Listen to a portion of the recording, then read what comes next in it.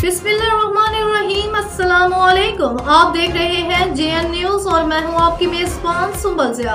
Bulletin का बाकायदा आगाज करते हैं और शामिल करते हैं अब तक की अहम तरीन जंग से खबर शामिल करते हैं स्पेशल रिपोर्टर मोहम्मद अबन अजीम हमीद JN न्यूज से।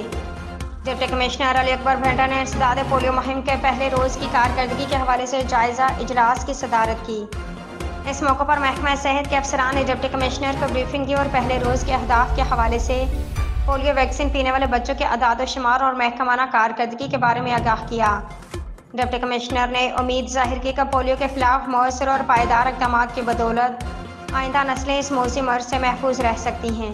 लिहाजा इंसदाद पोलियो की जारी मुहिम को 100% कामयाबी से हमकनार करने के लिए सरतोड़ कोशिशें की जाएँ और माइक्रो प्लान के मुताबिक रोज़ाना का हदफ मुकम्मल करें ताकि 5 साल तक की उम्र का कोई बच्चा वैक्सीन से महरूम न रहे।